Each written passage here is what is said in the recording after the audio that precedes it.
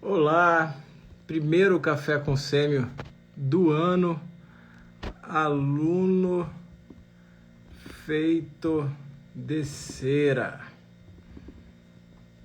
Todo mundo me vendo, me ouvindo bem. Digam aí, vamos esperar o pessoal entrar, que é primeiro café com sêmio do ano. Engraçado que a luz está melhor hoje, não sei explicar porquê, mas tá. Mas hoje é o nosso primeiro encontro, é o Café com Sêmio de número... Padre Wesley, que honra! Hoje é o Café com Sêmio de número 99. Será que a gente vai chegar no 100? Ou eu vou parar antes, hein? De repente eu paro antes. E a gente fica com 99, que é um número que me agrada. E o objetivo hoje é falar sobre o conceito do aluno feito de ser. Esse conceito não é meu. É de um texto que eu li recentemente. Aliás, é um conceito que está inserido num texto que eu li recentemente, mandado pelo meu amigo, o professor Lucas. Grande padre. Amém. Obrigado pela bênção. E esse conceito é bem... Feliz ano novo. Esse conceito é bem interessante, porque fala um pouco do que é o discipulado, né? O que é você se tornar um discípulo. Então, a primeira afirmativa é que todo aluno é feito de cera. Todo aluno é feito de cera e ele é um bloco de cera sem forma. E a grande diferença entre os alunos vai se dar no fato do aluno que vai se deixar esquentar, que vai se deixar ficar mole, e o aluno que vai continuar duro, como ele veio, né? Uma cera endurecida na forma original. E, obviamente, é muito melhor que o aluno se deixe esquentar e fique uma cera mole, porque é somente assim as impressões feitas nessa cera poderão dar uma forma a ela, tá? Então, se você imaginar, por exemplo, um bloco de cera mole, se você pegar, sei lá, esse lápis, né, e enfiar nessa cera mole, esperar ela endurecer, a cera vai ganhar a forma, né, desse lápis, ela passa a possuir a forma perfeita deste lápis dentro dela, né? Ainda que esse lápis saia dela. Então essa cera ganha essa forma, né? E na verdade esse é o princípio básico da educação, que é a relação mestre-discípulo. O que é a relação mestre-discípulo? É um aluno feito de cera que se deixa esquentar, né? Normalmente por algo intrínseco a ele, um chamado, uma vocação, uma percepção de um caminho que ele quer seguir. E aí, grande Guilherme que está sendo aí xingado aí, para variar, na internet, mas eu não vou xingar o Guilherme. Se eu tiver que xingar o Guilherme, eu xingo no WhatsApp, privadamente, aqui eu não vou xingar. Mas então, o que é a relação mestre-discípulo, então? É um aluno que é feito de cera, como todos os principiantes, e ele se deixa esquentar para que ele ganhe a forma do mestre, né? É exatamente isso. É um aluno que ele se deixa esquentar, a cera amolece, e esse mestre, ele consegue imprimir a sua própria forma, né, para que esse aluno, então, ganhe a forma do mestre. E olha como é que isso é importante e profundo. Vocês perceberam que precisa de uma disposição interna, e o objetivo dessa live de hoje é isso, né? Precisa de uma disposição interna do aluno. O aluno precisa estar disponível, né? Ele precisa identificar no meio externo alguns elementos que aqueçam essa cera, que ela fique mais mole, para que venha um outro objeto, entre aspas, externo, e imprima as suas características. Então, toda a relação de ensino ela é baseada, né, fortemente, não no que está sendo ensinado, mas quem está ensinando, né? E quem está dando forma àquela cera amolecida que está ali. E é interessante a gente refletir sobre isso, porque com isso eu aumento a sua responsabilidade como aluno, né? Você tem, então, que escolher um mestre. Tá? Você tem, então, que amadurecer e ser apto e capaz de escolher a pessoa que você quer imitar e se amolecer para ganhar a forma dela, né? É óbvio que não é uma forma burra, não é uma forma... não é um clone que vai se formar, mas é você ganhar a identidade que esse médico, esse seu mestre construiu ao longo de tanto tempo. E qual é a consequência? Como é que a gente percebe isso, né? Como é que a gente percebe esse aluno porque ele deixou-se amolecer para ganhar forma de um mestre. Um aluno que tem um mestre, que escolhe um mestre, ele vai ganhando algumas características que eu até anotei aqui, né?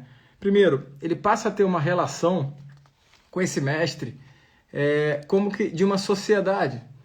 Ele se sente sócio de um empreendimento conjunto, onde há ali uma força vinda desse mestre que vai justamente moldar essa cera. Então ele percebe, ele tem essa sensação de sociedade, não uma relação de estar um contra o outro, né? Não uma relação também, né, de igualdade, é uma sociedade.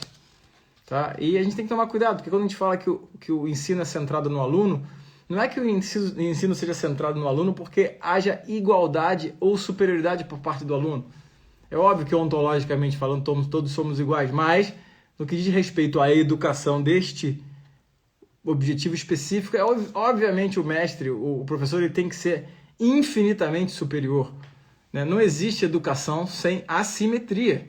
Isso é óbvio, né? Então o primeiro ponto é que nessa relação, quando ela é consolidada de um mestre com um discípulo, e esse mestre se amolece, essa cera começa a estar pronta para ganhar forma, a relação passa a ser de uma sociedade. A noção que esse discípulo começa a ter de um empreendimento, né? Outra, o aluno começa então a ter um pensamento a longo prazo, né?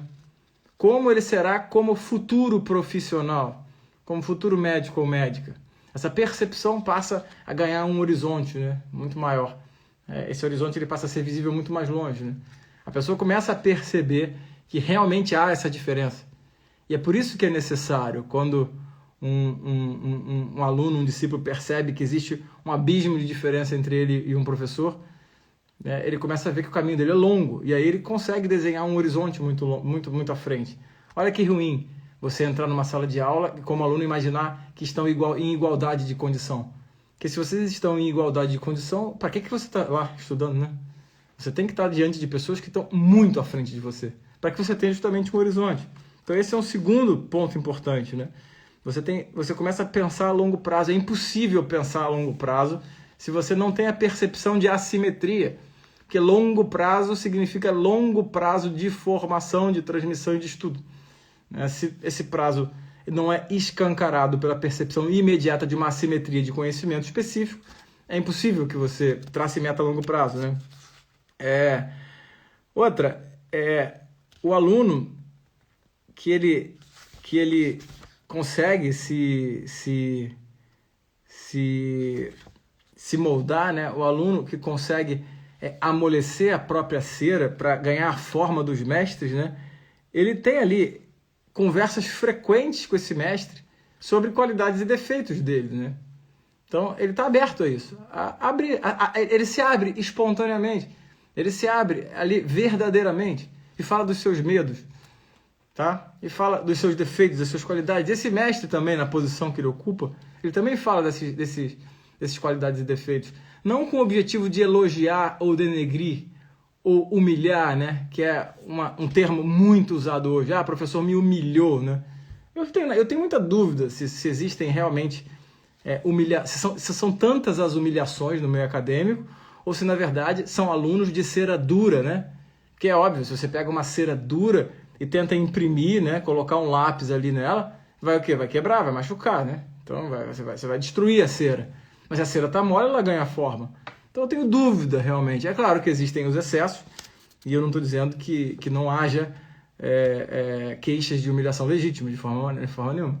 Mas o que eu estou dizendo é que eu acredito muito mais na dureza da cera de vocês do que nas verdadeiras humilhações, né?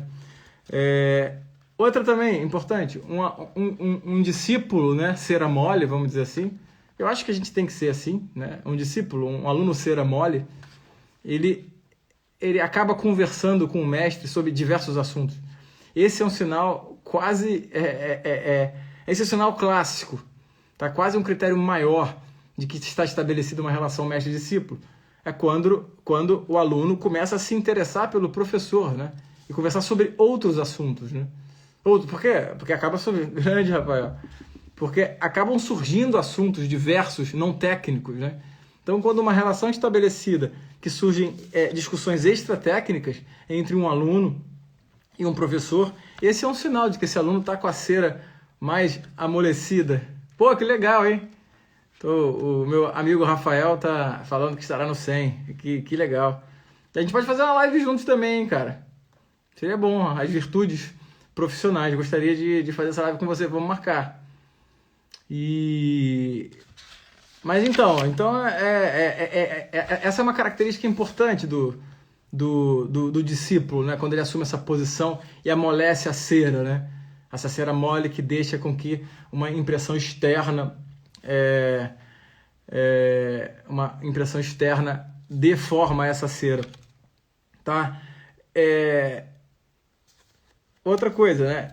Esse aluno cera mole, esse aluno cera amolecida, esse aluno que está pronto, que está numa temperatura para que o mestre imprima a sua forma nele, esse aluno, ele sabe que quando ele é chamado a atenção, tá? Ele sabe que quando ele é chamado a atenção, ele não está sendo... não é no campo afetivo, né? Quando um mestre chama a atenção dele, não quer dizer que o mestre não gosta dele. Não é isso que está em discussão, né?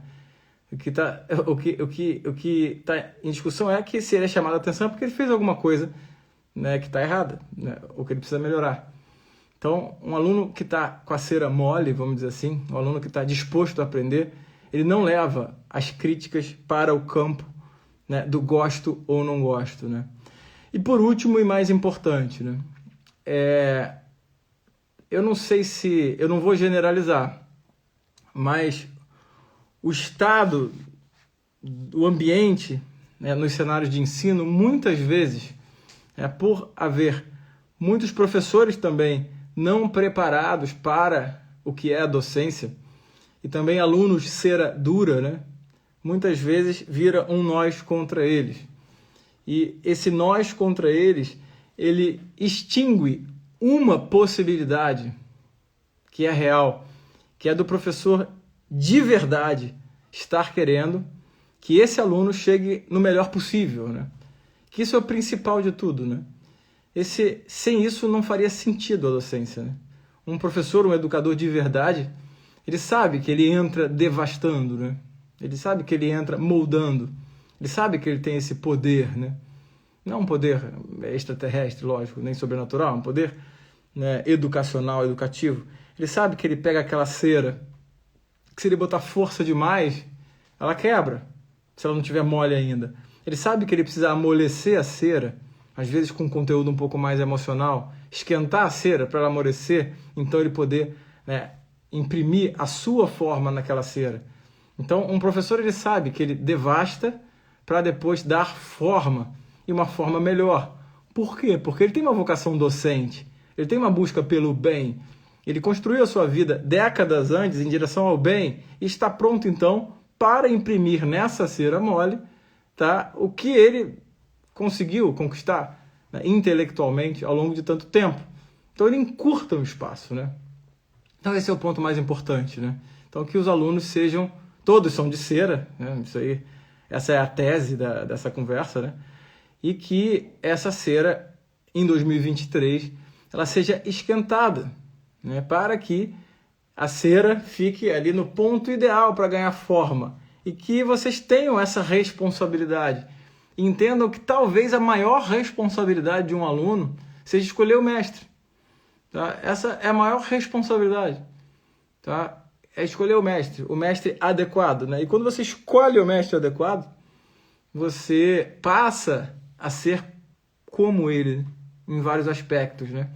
Então, entendo, né? Eu sugiro que vocês peguem essa live, ela é curta, ela vai pro Spotify, mas que vocês anotem esses pontos, né? E usem como reflexão para o ano. Esses pontinhos aí, eu não sei se foram 5 ou 6 que eu falei, mas características, e reflitam se vocês têm essas características, né? Se vocês tiverem essas características, vocês estão com a cera num ponto ideal, né? Senão, provavelmente a cera está dura, e aí, quando uma força é colocada numa cera endurecida, como numa vela, né, ela quebra. E ela quebra mesmo, porque é cera, não é ferro, né?